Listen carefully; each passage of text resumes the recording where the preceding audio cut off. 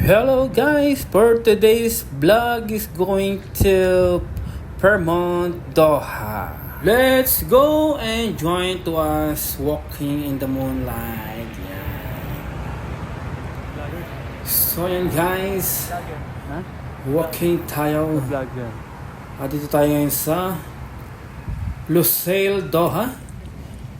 Look the view guys, very nice. So ayun guys, ilang taon na rin po ako dito sa Doha, Qatar. Ngayon lang po ako nakalabas. Yan, lakad-lakad lang po tayo dito sa Lusail.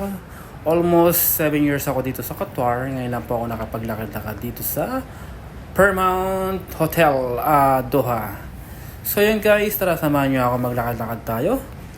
Tara guys, itutur ko kayo dito sa Lusail, Doha, Qatar. Sa mga hindi pa nakakapunta dito sa Lusail, Doha, Qatar, yan. So, itutur ko kayo dito sa magandang place dito sa Qatar. Yan guys. So, may kasama pa ako dyan, si Kevin. Pasensya na guys at madilim po ang aming video kasi gabi po yan. Ay, madaling araw po. Yan. Bali yung pupunta naming place po guys, ang schedule po namin dun ay around 1 AM pa. So medyo napaaga ata po kami dyan. So darating po ata kami sa place namin is around 12 pa lang. So meron pa kaming 1 hour. 1 hour na pag-aantay. Tour guys, sabayan nyo lang po kami sa paglalakad hanggang sa makarating po tayo sa place. Yan po ang Vermont, Doha guys. Yan, ang ganda siya. Parang caterpillar. Actually guys, second day ko na po dito. Pang second day ko na po papunta dyan. Nung unang punta ko po kasi guys is morning, kaya hindi po ako nag-take ng video. Kasi maliwanag, wala pang ilaw yung building. Maganda kasi paggabi.